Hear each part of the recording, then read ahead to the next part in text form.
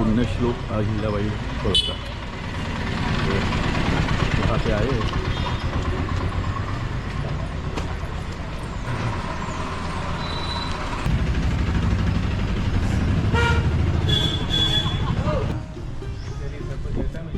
Record करते रहे ना टाइम के हिसाब से। हाँ चलता है ना रिकॉर्डिंग अंदर? हाँ चल जाएगा सर, एक जगह नहीं चलेगा, पूजा घर के अंदर चलेगा। हाँ उधर नहीं बंद करेंगे। तो सर हम अहिल्याबाई के राजवाड़े के अंदर घूम रहे हैं। 1766 का जिसका निर्माण है, महेश्वर का किला इससे भी प्राचीन बना हुआ है।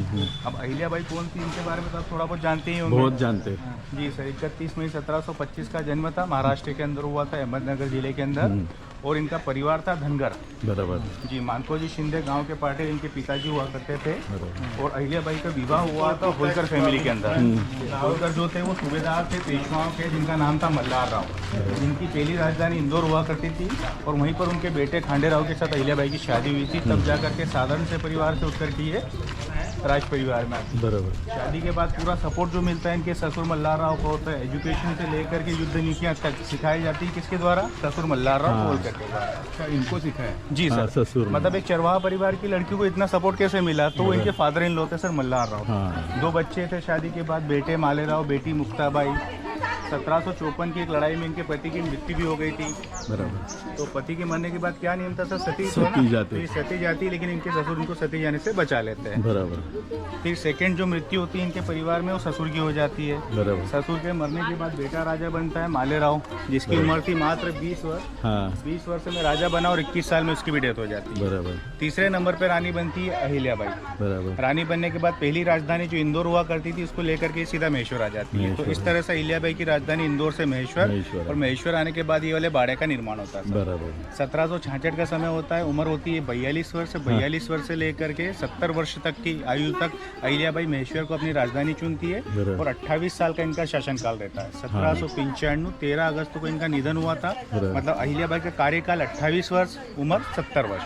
25 से लेकर के 1795 और 1766 से लेकर के 1795, ये 28 साल और 70 साल की उम्र। पूरे भारतवर्ष के अंदर 70 से 80% मंदिरों का जीर्णोद्धार करवाने वाली अहिल्याबाई। बराबर। और रहने वाली मतलब यही किला उनका था? ये किला था सर। ये राजधानी चुनी गई थी। पहली राजधानी जो इंदौर हुआ करती थी, अहिल्याबाई ने अपनी राजधानी महेश्वर को चुन लिया था। महेश्वर चेंज किया उन्होंने। इंदौर सर एक प्लाटो है, कहीं से भी आक्रमण हो सकता है, लेकिन महेश्वर पे आक्रमण करना मुश्किल है। क्यों? क्योंकि महेश्वर 2 पर्वतों के बीच में आता है, एक विंध्याचल, दूसरा सतपुड़ा। बराबर। सेंट्रल इंडिया की सबसे बड़ी नदी आती है नर्मदा। वो नर्मदा की गोद में बसा हुआ है महेश्वर। आपके एक साइड मतलब उत्तर की तरफ क्या जाता है?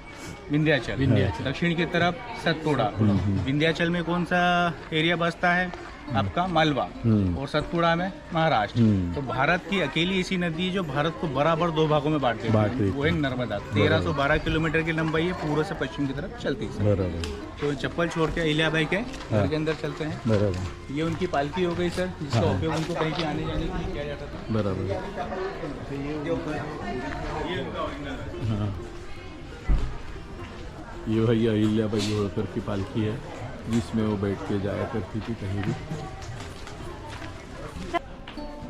इधर इसको शूट कीजिए सर। पूरे भारतवर्ष में अहिल्याबाई के द्वारा जहाँ पे काम करवाया उसकी लिस्ट।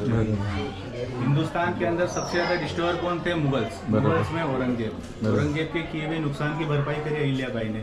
सन 1766 जब रानी बनी तब से लेकर के 1795 तक भारत के 70 से 80% मंदिरों के जीर्णोद्धार और उसकी लिस्ट है।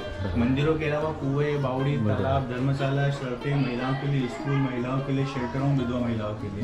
तो इसी वजह से क्या कहलाई? देवी अहिल्याबाई पुण्यश्लोक। पुण्यश्लोक, लोकमाता, राजमाता के नाम से इनको जाना जाता है। बराबर। और ये घर का सर निर्माण पता है कैसा है? ये वास्तु के अनुसार किया गया है। आप जैसे ही बाहर की तरफ देखते हैं तो आपको मां नर्मदा के दर्शन हो जाते हैं। हाँ सामने। सामने। बराबर। और मैं आपको एक इंटरेस्टिंग चीज दिखाता हूँ। हाँ। कंपास। हाँ। वो कैसे पता चलेगा हम कौन से डायरेक्शन में? हाँ, ईस्ट ये देखिए सीधा। तो ये परफेक्ट ईस्ट है। हाँ। आपका आधा भारत उल्टे हाथ पे, आपका आधा भारत सीधे हाथ सीधे हाथ से। पे। तो ये 300 साल पुराना वास्तु है। बराबर। मराठा कंस्ट्रक्शन, लकड़ी, मिट्टी, चूना। बराबर।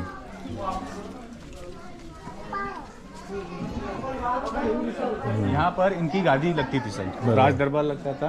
और क्या होता है कि अहिल्याबाई जब भी अपने दरबार में बैठती थी क्या करती थी? शिव जी को अपने हाथ में रखती थी। हाँ। शिव जी को अपने हाथ में क्यों रखा जाता था? क्योंकि एक पुरुष प्रधान देश है, एक विधवा महिला की बात जब कोई सुनना पसंद नहीं करता तो अहिल्याबाई आदेश देती थी शिव शंभू के आदेश से। मीटर लिखा होता था, साइन क्या करती थी श्री शंकर, अथॉरिटी की जगह साइन श्री शंकर होता था और स्टाम्प होता था बेलपत्रो नंदी का। बराबर इससे क्या हुआ सर, किसका आदेश है? शिव जी का आदेश है। तो मतलब एक साधारण से चरवाहा परिवार की महिला हेमंत साइकोलॉजी को कितनी अच्छी तरह से जानती थी। बराबर 28 सालों तक शासन करना मतलब मजाक की बात थोड़ी ना। मालवा का रेवेन्यू पता है सर क्या आता था? 74 से 86 लाख रुपए सालाना। तो वो आता था ओपीएम से आता था सर। नीमच मंसूर एक ऐसी जगह जहाँ पे एमपी खत्म होता है, राजस्थान चालू होता है, वहाँ पे अफीम की खेती आज भी की जाती है। उसी अफीम की लड़ाई को लेकर के अहिल्याबाई के पति की डेथ हो गई। बराबर और अहिल्याबाई होलकर की लाइफ का सबसे बड़ा अचीवमेंट क्या रहा? रघुनाथ पेशवा को हराना। वो कैसे हराया? जब होलकरों की तरफ से इनके पास कोई मेल कैंडिडेट नहीं था, तो उन्होंने क्या करा था? आक्रमण कर दिया था कि मालवा वो अपने कब्जे में लेना चाहते थे। लेकिन अहिल्याबाई होलकर पूरी प्लानिंग करके बैठी थी। जैसे ही पेशवाओं ने मालवा पे आक्रमण किया, इन्होंने अपने पास एक महिलाओं की फौज को आगे किया। बराबर इतिहास में पहली महिलाओं की फौज अहिल्याबाई के पास थी। एक विधवा महिला के पास पूरी की पूरी विमेंस आर्मी, उसको लेकर के पेशवाओं का कि आप रघुनाथ पेशवा बाजीराव प्रथम के बेटे, अगर आपके द्वारा महिलाओं को हरा करके राज्य ले भी लिया गया तो इस इतिहास में इसकी आपको इज्जत नहीं मिलेगी। और गलती से कभी महिलाओं के द्वारा पेशवा हारे गए वो भी लफड़ा तो बस ये इतनी स्मार्ट थी कि इन्होंने पेशवा को बिना हराए पूरा पूरा राज्य, और तभी जाकर के इंदौर से महेश्वर आ गए ताकि यहाँ पे आक्रमण के कोई चांसेस ना बने सर। तो ये इस तरह से इनकी राजनीति करने का तरीका था। बराबर यहीं पर वो बैठ के दरबार चलाती थी।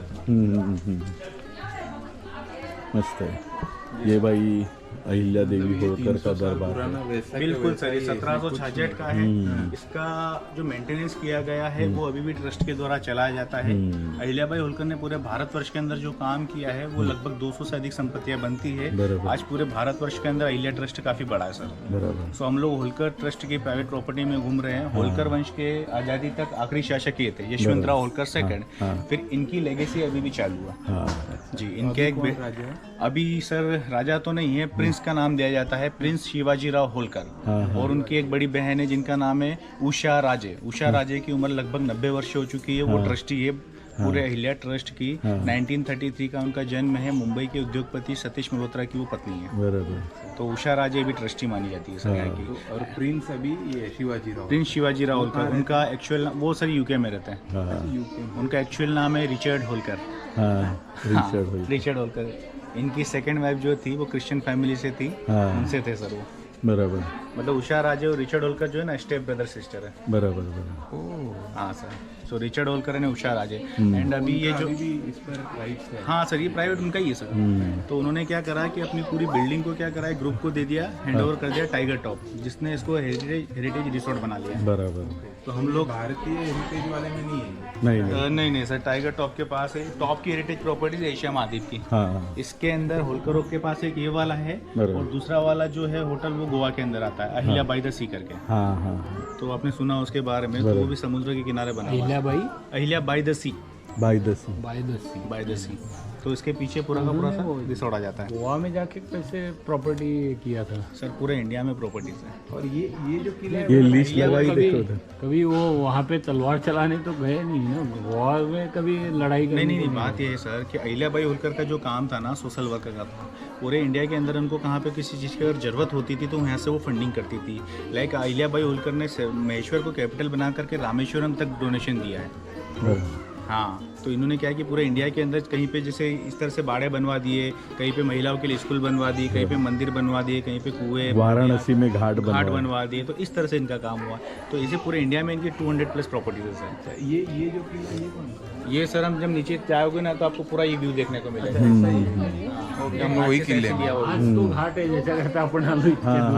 ओके, सो हम चलते हैं पूजा घर की तरफ। आइए चलिए, अभी कैमरा बंद करो। इधर वेपन से ही देख लीजिए, फिर पूजा घर की तरफ चलते हैं। ये सब उनके बंदूक वगैरह उनके समय के उपयोग किए, बट ये सारे के सारे ब्रिटिश काल के, मतलब 1799 के बाद। बराबर तलवारी, तलवार, ढाल, अंबारी, हौदा। ये देखो, ये हौदा ना, ये नहीं हौदा वो है, इसको डोली कहते हैं। हाँ, इसको डोली। ओके, हौदा का हौदा मतलब आदमी बैठता है हाथी के ऊपर, जिसमें बैठते हैं हाथी के ऊपर बैठने के लिए। इधर से ही निकल जाए सर, कुछ नहीं है। ये भी क्या है कि नेक्स्ट ईयर मतलब 2025 में अहिल्याबाई को जन्म लिए पूरे 300 वर्ष हो जाएंगे। हाँ अच्छा 25 तो बहुत 1725 का इनका जन्म है, 2025 मतलब इनको पूरे 300 वर्ष तो हो फिर जाएंगे। वहाँ बहुत जबरदस्त ये होगा प्रोग्राम बहुत सर पूरे इंडिया के अंदर इसका एक प्रोग्राम चलाया जा रहा है। बराबर। अभी हमारे पास जैसे महाराष्ट्र तो ठीक है, साउथ से लोग आ रहे हैं, इनके बारे में डिटेल निकालने बराबर। बोले कि हमारे इधर भी जो महिलाओं के स्कूल है, जो विमेंस स्कूल, इसके अंदर इनको हम प्रमोट कर रहे हैं, बराबर क्योंकि इनकी जो लाइफ का स्ट्रगल रहा ना बहुत बड़ा अचीवमेंट रहा सर। बराबर। तो आज से 300 साल पहले इसकी इतनी बढ़िया सोच थी बराबर। विमेंस एम्प्लॉयमेंट, विमेंस एम्पावरमेंट, बराबर। Women's army. बराबर, इसके लिए आज भी नाम है उनका। जी सर।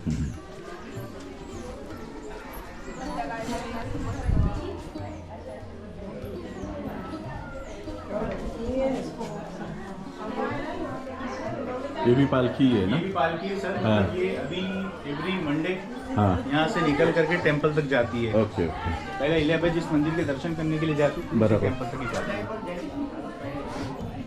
ये उनकी ओरिजिनल पालकी है। हाँ जिसमें वो बैठते थे। बराबर।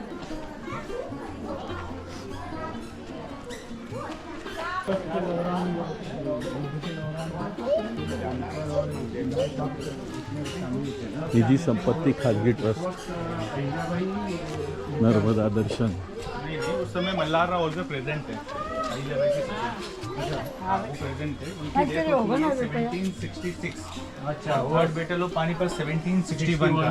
हाँ, वो पानीपत थर्ड की हार को नहीं मल्हार राव बर्दाश्त नहीं कर पाए।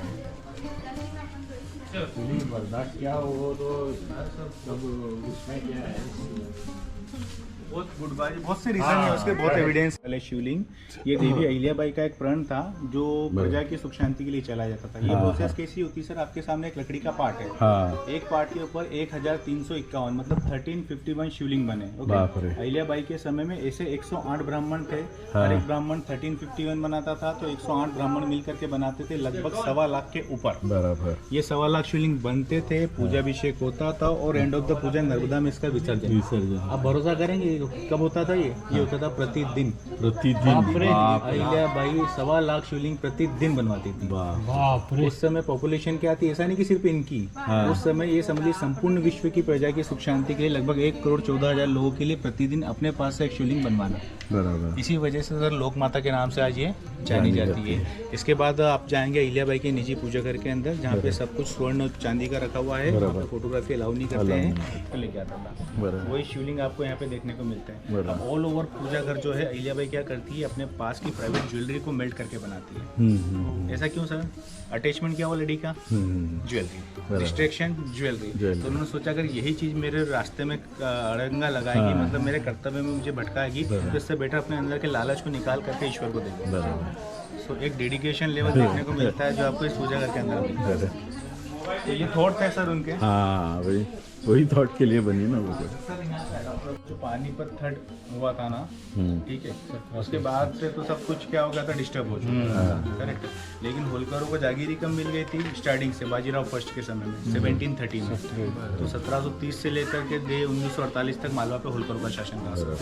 और मुगल्स जो थे वो पहले एंड हो चुके थे, ये मुगल्स के बाद अहिल्याबाई आई। लास्ट बहादुर शाह वगैरह का तभी का स्टोरी। जी, बहादुर शाह जफर, करेक्ट। बट अंग्रेज जब आए थे अंग्रेजों ने नहीं लूटा इसको। अंग्रेजों ने सर इसको लूटा नहीं, अंग्रेजों ने संधि करी थी हमसे, क्योंकि हमारे पास उनके लिए सबसे बेस्ट ऑप्शन था ओपीएम। ओपीएम क्या? अफीम। तो क्यों सर विवाद करेंगे हम सब? और सबसे बड़ी बात यह होता है कि आपको साउथ इंडिया से नॉर्थ इंडिया में आने के लिए नर्मदा को पार करना पड़ता है। सबसे बेस्ट ऑप्शन। और एंट्री कहाँ होती? डायरेक्ट मालवा के अंदर। बराबर। तो यहाँ पे ही अटका देंगी उसको। हाँ। वाह क्या दिखता है, देखो नज़ारा, जबरदस्त नज़ारा। ये है नर्मदे का नज़ारा, बहुत ही अच्छा नज़ारा। नर्मदे ये है। हम डायरेक्ट कहाँ चलेंगे? एक घूम करके बाद उसको ये ड्रेस मटेरियल ये सब कुछ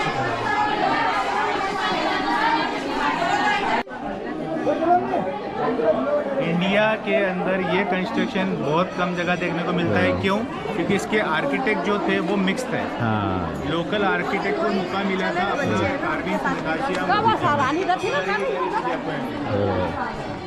इसका कंस्ट्रक्शन टाइमिंग 1799 टू 1834 होता है। बराबर। सर ये पूरा जो कॉरिडोर है ना वो अहिल्याबाई की डेथ के बाद बना 35 ईयर में। अरे बाप रे। इसका सिस्टम है इंटरलॉकिंग, स्टोन इंटरलॉकिंग सिस्टम पे बना हुआ है। स्टोन को एक दूसरे के साथ हुक्स बना के जोड़ा गया है, like male female hook. Okay, बराबर। बिकॉज ऑफ ये क्या था कि फ्लड जोन में आता है। बराबर। तो लास्ट ईयर देखिए वहाँ पे बोर्ड लगा है सर, वहाँ फ्लड तक आया था। हाँ वहाँ क्या मतलब, वो तो नीचे लगाया हुआ है सपोर्ट से, पानी यहाँ पे भरा हुआ था। बराबर। तो ये एक तरह से पुराने फोर्ट को सिक्योरिटी देने के लिए बनाया हुआ कॉरिडोर, आउटर बराबर। सिक्योरिटी कॉरिडोर है सर। क्या मंदिर बना है? ये विठलोजी राव होलकर की छतरी है। हाँ। छतरी मतलब मोन्यूमेंट, मोन्यूमेंट। किसी की डेथ के बाद बना दिया जाता है सर, वो चीज़ है। ये तो थोड़ा टाइम निकाल के आया तो मजा आता है। अहिल्याबाई होलकर हाँ। की बात बनाई। हाँ सर, ये बाद में बना।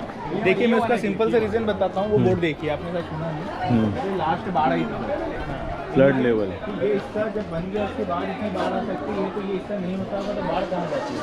बराबर। पुराने किले को डेमेज कर दी, बाढ़ के पानी में क्या होता है, सोडियम होता है। और पुराने किले में चूना ज़्यादा लगा हुआ है, तो चूना डैमेज करते हुए सीधे पानी के अंदर, और पानी क्या किले के अंदर जा रहा था। बराबर। और सिटी का लेवल ये है और पानी का लेवल ये है, इसके बीच में किला खड़ा हुआ है। बराबर, नहीं तो अंदर ये तो जाए। अंदर चले जाता है। तो ये एक तरह से क्या है, जो गैप थी उसको फिल करने के लिए उन्होंने कॉरिडोर बनाया है। बराबर।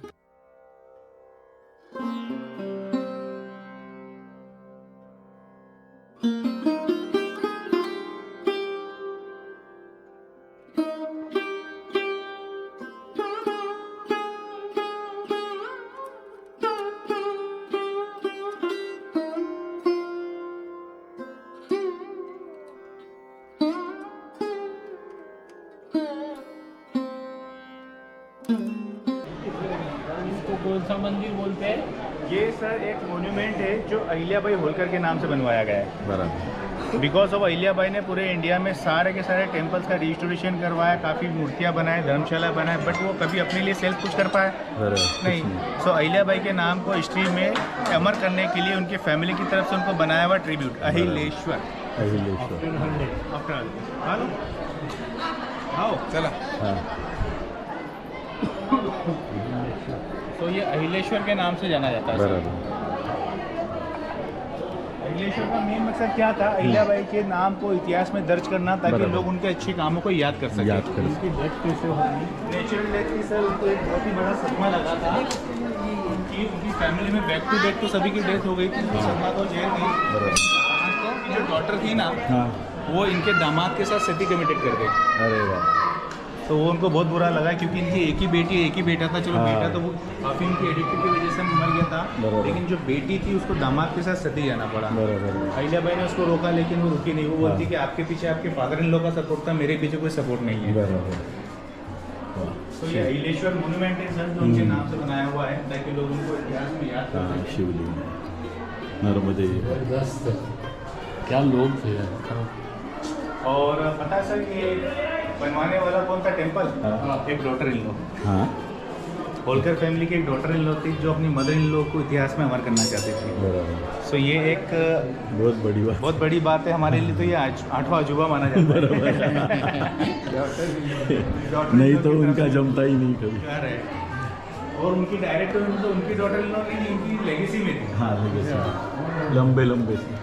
तो क्या कैरेक्टर रहा होगा उनका। बराबर। ये बहुत अच्छा है। एंड एक्चुअली वो इंस्पायरिंग कैरेक्टर ही है। ये जो कार्विंग्स है ना, ये महेश्वरी साड़ी की बॉर्डर पे आती है। हाँ। चलेंगे ना, मैं आपको दिखाऊंगा, तो बराबर। तभी जाके टेक्सचर बनता है। विमेंस एम्प्लॉयमेंट के लिए अहिल्याबाई ने स्टार्ट किया था। आज महेश्वर की लाइफ लाइन है, और मोर देन 100 CR के ऊपर का टर्नओवर होता है सर, बराबर। टेक्सटाइल बिजनेस से। बराबर। सोचने वाली बात है कि इतना बड़ा बिजनेस होता है, इसमें क्या है कि 70 से 80% महिलाएं काम करती हैं। बराबर। उनका ऐसा घर इसलिए है चलता है। क्योंकि जब लड़की को घर से बाहर जाने पे उसके कैरेक्टर पर जजमेंट होता था, हाँ। तो अहिल्याबाई सोचती थी कि अगर मैं वीडियो होकर के पूरा स्टेट चला सकती हूँ, तो हाँ, तो बराबर। महिला अपना घर क्यों नहीं चला सकती। ये नहीं, शैंडिलियर बात क्या सर, चलो नीचे।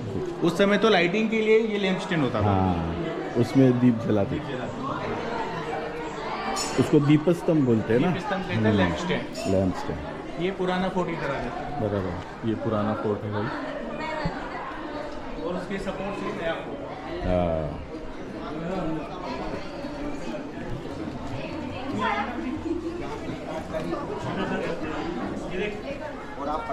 और ये आई Narmada ji. Narmada largest river in central India. बराबर है। ओके, हाँ, इधर जो कुछ प्रोग्राम है लगता है। East to west. हाँ सर, ये निमाड़ लोकल उत्सव। का एक फंक्शन होता है निमाड़ उत्सव। हाँ। बिकॉज आपका महाराष्ट्र उस साइड हो गया, मालवा इस साइड हो गया, और नर्मदा का जो किनारे वाला क्षेत्र है इसको निमाड़ कहते हैं। बराबर। जो बिल्कुल नर्मदा पट्टी में बसा हुआ है ना, उसको निमाड़ कहते हैं, पश्चिम निमाड़, क्योंकि हाँ। पूर्वी निमाड़ इधर है। बराबर। नर्मदा पश्चिम की तरफ चलती है तो हम पश्चिमी निमाड़ के अंदर आते हाँ, हैं। हाँ। सो लोकल की जो एक्टिविटीज कल्चर प्रोग्राम होता है ना, तो उसके लिए 3 दिन का ही ऑर्गेनाइजेशन होता है, जिसके अंदर यहाँ पे स्टेज पे प्रोग्राम प्रेजेंट किए जाते हैं। बराबर। मतलब हमारा जो लोकल का कल्चर होता है वो, इसमें जैसे बोट को डेकोरेशन वगैरह करना, स्विमिंग करना, ये सब होता है। अच्छा, इधर कितना डेप्थ होगा जो ये आदमी evening तैर रहा है वहाँ पे? ये सर ये नर्मदा एक्चुअल में सी वैली में है, वैली तो में। जैसे जैसे आगे बढ़ते जाता है उसकी डेप्थ बढ़ती जाती है। तो यहाँ पे मतलब तो यहाँ 10-15 फीट तो कम 20 से 25 फीट आराम से, और सेंटर में जाके 50 से 60 फीट। बाप रे। और वो भी एग्जैक्ट नहीं बता सकता, क्योंकि जो लोग टाइप कर चुके हैं वो बताता है कि 50 से 60 फीट है, लेकिन सडनली कोई गड्ढा आ जाता हाँ। है और डेप्थ हो जाती है। बराबर। ऐसा बहुत बढ़िया। तो मैं आपको यहाँ से इसलिए दिखा रहा हूँ बिकॉज ऑफ टाइमिंग का इशू, तो आप घाट ऊपर यहीं से देख लीजिए सर। हाँ, वो नीचे जाके वैसे भी यहाँ से ज़्यादा खूबसूरत दिख रहा यहाँ से ज़्यादा अच्छा लगता है। ये जो एक्चुअली जो अंदर फोटो था उसी हिसाब से पूरा है सर, ये उसका ही पोर्ट्रेट है पूरा का पूरा। इमेजिन सर, ये नर्मदा का पानी मैंने आपको बताया था कि वहाँ पर जा सकता है फ्लड बन करके, उधर पूरा भर तो गया। उधर तो पूरा भर जाता है। और ये हिस्सा किस लिए बनाया गया? प्रोटेक्शन के लिए बनाया गया। तो हमारे पास जो हिस्सा है ना, ये एक तरह से सिक्योरिटी है हमारी। बराबर। वरना महेश्वर क्या है कि पूरी तरह से फ्लड जोन में ही है। बराबर। अभी जैसे आप नीचे से आ रहे हैं ना गाड़ी पार्क करके, तो पार्किंग में तो पूरा पानी भरा हुआ था। हाँ। जो फोर्ट था ना, सिर्फ वही बचा था। फोर्ट के चारों तरफ पानी भरा था। तो ये अभी शाम को प्रोग्राम चालू होगा शाम क्या? को होता है, इवनिंग में 8 o'clock के बाद स्टार्ट होता है। पर अभी यहाँ पे जगह जगह पे डैम बने हुए हैं, फिर भी फ्लड कंट्रोल नहीं हो पाता है। वो सर मैं आपको आइए उसकी मैं सिंपल सी बात बताऊँ, ह्यूमन मिस्टेक। ज्यादा पानी छोड़ दिया था। ओंकारेश्वर का जो था, मुझे अच्छी तरह से याद है, 15 सितंबर के दिन हाँ। आदि गुरु शंकराचार्य की मूर्ति का इनॉग्रेशन था ओंकारेश्वर बराबर। में। हाँ। वो लंबा। लंबा हाँ। सा, ठीक है। तो पानी को स्टोर करके रखा था। हाँ। और इनॉग्रेशन के लिए कौन आने वाला था? सीएम और पीएम। हाँ। बराबर। पानी को रोक के रखा था। सडनली बताया जाता है कि पानी उन्होंने छोड़ दिया, तो ये बढ़ गया यहाँ पे। हाँ। और सरदार सरोवर की गेट क्या होते लगे होते हैं, बिकॉज वो सॉल्टी वाटर अंदर की तरफ में आ जाए ना, तो पानी अब किधर जाएगा? सीधे शहर बस्ती में। में जाएगा। तो तो ऐसे 15 उधर भी सितंबर हुआ क्या नाम है वो नर्मदा आपण कुठे उत्तर वाहिनीला वही उत्तर वाहिनी है, परिक्रमा। वही वो पानी है वो। तिकडे पण पूर्ण हाँ? वाहिलं लास्ट ईयर की बात कर रहे हैं? लास्ट हाँ, हाँ, तो वो यही था, यही यही वजह था है। सर। उनका बर्थडे था तब वो हाँ, डैम के ये- दरवाजे अचानक खोल दिए अचानक, पूरे। मतलब जो लास्ट ईयर की अगर बात कर रहे हैं तो यही रीजन था उसका। सरदार सरोवर के गेट तब तक नहीं खुलते जब तक पानी का ज़्यादा उनको यूजेबल पानी स्टोर ना करके वो वेस्टेज पानी छोड़ देते हैं। बराबर। तो बात ये थी कि जो पानी जो सडनली लेकर आप महेश्वर और सरदार सरोवर, इसके बीच में कोई डैम है ही नहीं। हाँ। बराबर। पानी सीधा सिटी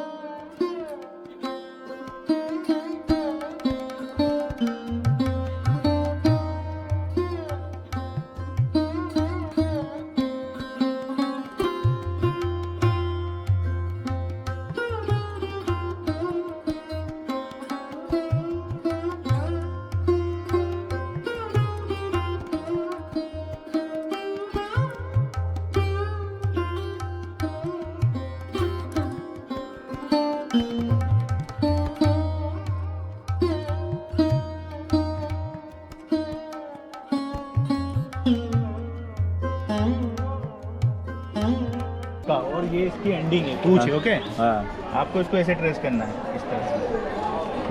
हाँ। एंड एक कमाल की बात बताऊँ आपको, अरे। ये एक सिंगल स्टोन है। हाँ। तो ये 6 राउंड है इसके, हाँ, 1 हाँ, 2 हाँ। 3 4 5 6 छः। 6 राउंड में आपको इसको कंप्लीट करना है। अभी इसको सॉल्व करने में हमको 1 घंटा लग जाए। बराबर। उसको उन्होंने बनाया हुआ है बराबर। और सिंगल स्टोन पे बना हुआ है। बराबर। जबरदस्त ना। मतलब ये उसकी मास्टरी थी। ये स्नेक्स है और वो पूछ है वो पूछे सर, बस इसको ट्रेस करना है यहाँ से ऐसे आने से। बाप रे बाप। ये इसको हम हमारी लाइफ से लिंक कर सकते हैं। ये हमारी प्रॉब्लम्स, हाँ। ये हमारे अप डाउन्स, हाँ हाँ अरे, और ये पूरी हमारी लाइफ। बहुत बढ़िया। तो कितना टफ रहा होगा सर ये। नहीं ये कार्विंग तो टफ ही है, एक भी गलत हो गया पूरा पत्थर पूरा वेस्ट। पत्थर वेस्ट, नया लो। नया लो। इरेजिंग का ऑप्शन नहीं है इसमें। ये एक महेश्वरी सिल्क की दुकान है, यहाँ पे बहुत अच्छी अच्छी साड़ियाँ हैं। दुकान का नाम क्या है आपके? भाग्यश्री। कौन सा? भाग्यश्री भाग्यश्री हैंडलूम। और ये महेश्वरी किला के एकदम बाजू में ही है, तो अच्छी वैरायटी है इनके पास। तो कभी आएंगे महेश्वरी में तो इनके दुकान में ज़रूर विजिट करना है। भाई बुट्टे आए थे अंदर भी, हाँ अंदर भी दिखा रहा हूँ। ये इतनी सारी वैरायटी है, और आएंगे तो मिसेस को साथ में लेके आएंगे तो 4 घंटे का टाइम रखना, जल्दी फाइनल नहीं होगा इतना सब देखने के बाद। सॉरी, ये हैंडलूम है, यहाँ पे ये बनाते साड़ी, और कैसे बनता है मैं दिखाता हूँ। तो ये देखो अभी चालू है एक काम, तो ये दिखाएंगे अपने को कैसे बन रहा है साड़ी।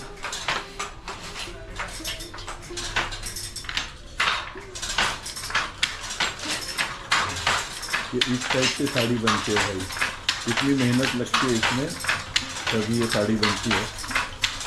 तो कभी भी आएंगे महेश्वरी में, महेश्वरी किला के उधर, तो इनका बाजू में ही दुकान है, और बहुत अच्छा रिजनेबल रेट में अच्छी अच्छी साड़ी मिलती है। थैंक यू, धन्यवाद। ठीक है, ये है उनका दुकान, और इसका मैं डिस्क्रिप्शन में एड्रेस, लिंक, फ़ोन नंबर डाल देता हूँ। चलिए, धन्यवाद। धन्यवाद।